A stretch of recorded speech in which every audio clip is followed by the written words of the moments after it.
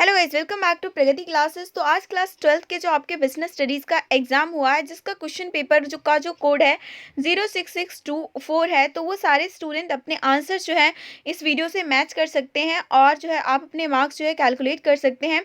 Question जो है काफ़ी इजी आया था, क्वेश्चन पेपर का लेवल काफ़ी स्टूडेंट से जब पूछा तो एकदम ईजी आया है। जैसे आपका फर्स्ट क्वेश्चन ही पूछा गया था, at times a business may concentrate on producing goods with fewer resources but cannot achieve the targeted production in such a case। जो है बिजनेस वो किस टाइप का है, तो अभी ये देखिए कि उसने गुड्स जितना भी मतलब उसने इस बात पे कंसंट्रेट किया कि मैं गुड्स जो है प्रोड्यूस करूंगा कम से कम रिसोर्सेज में, लेकिन टारगेटेड प्रोडक्शन उसको अचीव नहीं हो पाया।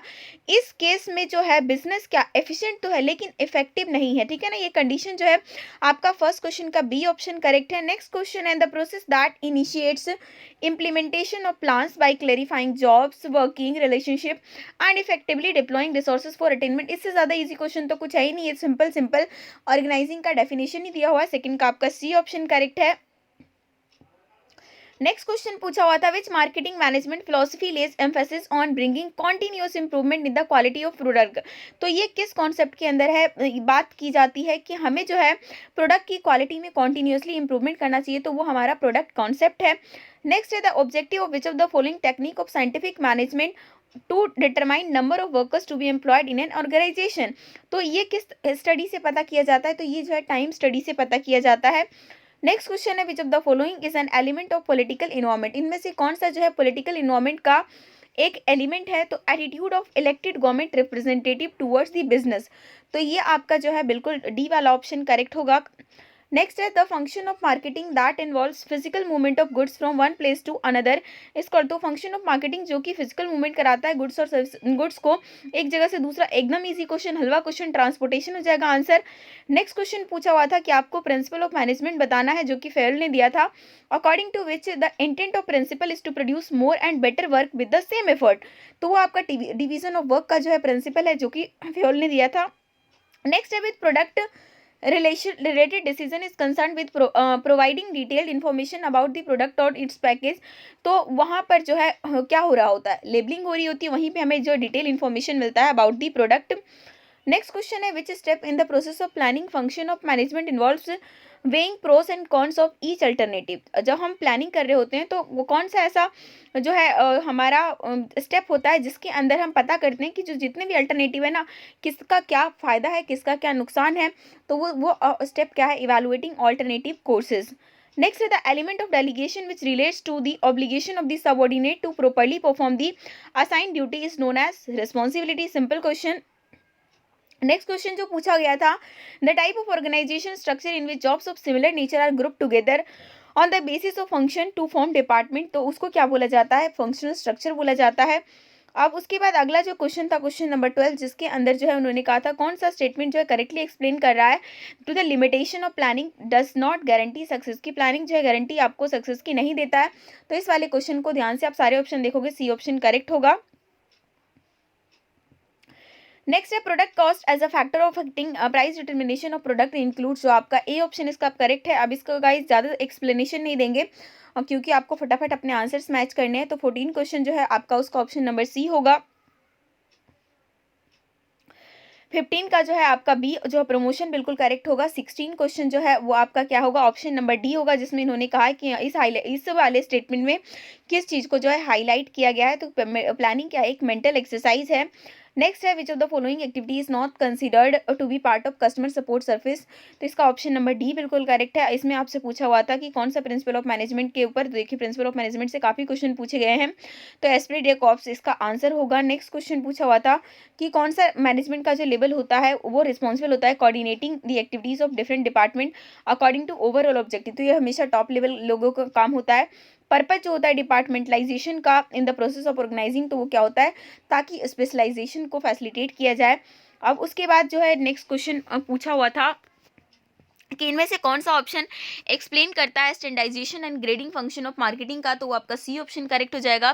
नेक्स्ट क्वेश्चन है बिजनेस एनवायरनमेंट को आप जो है अनसर्टेन बोलते हो क्यों, क्योंकि जो फ्यूचर को प्रेडिक्ट करना बहुत ही ज़्यादा डिफिकल्ट होता है। सी ऑप्शन करेक्ट है। नेम द कॉन्सेप्ट जो कि हमें एक्सप्लेन करता है the manner in which decision making responsibilities are divided among hierarchical level, तो वो क्या है, डिसेंट्रलाइजेशन। और नेक्स्ट आपका जो क्वेश्चन है 24, उसका ऑप्शन नंबर सी होगा करेक्ट।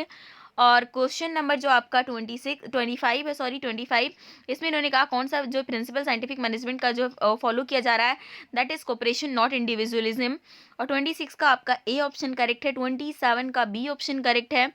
आगे चलते हैं आपके 28 के अंदर, जिन्होंने इतनी बड़ी कहानी दी है और उसके बाद पूछा हुआ है कि कौन सा नेचर ऑफ मैनेजमेंट जो है इस वाले केस में हाईलाइट किया गया है, तो मैनेजमेंट एज एन आर्ट है, तो यहाँ पर बी ऑप्शन करेक्ट है। 29 का जो है आपका सी ऑप्शन करेक्ट है, 30 का आपका सी ऑप्शन करेक्ट है, 31 का जो है आपका बी ऑप्शन करेक्ट है, ठीक है ना।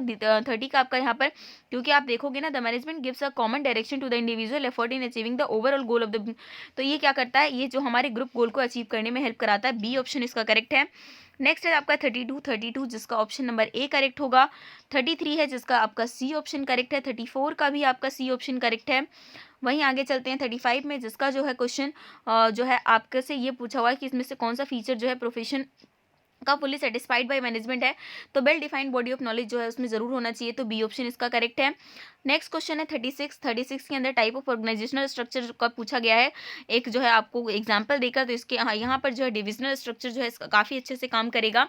जो फ्यूल प्रिंसिपल किस चीज़ का है, that emphasis on kindliness and justice in the behaviour of managers towards the worker, तो ये इक्विटी का प्रिंसिपल यहाँ पर काम कर रहा है। नेक्स्ट क्वेश्चन पूछा गया है आपसे जिसके अंदर जो है प्राइमरी पैकेजिंग बात की गई है कि यहाँ पे सैनिटाइजर एंड ऑल को जो पैक्ड है वो किस चीज़ का पार्ट है, तो प्राइमरी पैकेजिंग का पार्ट है। 39 का जो है आपका बी ऑप्शन करेक्ट है, साइंटिफिक डिसीजन, ठीक है ना। नेक्स्ट क्वेश्चन आपका क्वेश्चन नंबर 40 पूछा गया था, जिसके अंदर बी ऑप्शन बिल्कुल करेक्ट है। 41 का आपका ए ऑप्शन करेक्ट है, 42 का आपका बी ऑप्शन करेक्ट है। 43 असर्शन रीजन का एक क्वेश्चन आया गया था इसमें, जिसके अंदर आपका ऑप्शन नंबर ए करेक्ट है, जिसमें स्टेटमेंट 1 तो करेक्ट है लेकिन स्टेटमेंट 2 जो है बिल्कुल गलत बोला गया है। 44 के अंदर आपका ऑप्शन नंबर डी बिल्कुल करेक्ट है। 45 में आगे चलते हैं तो आपका ऑप्शन नंबर सी करेक्ट है।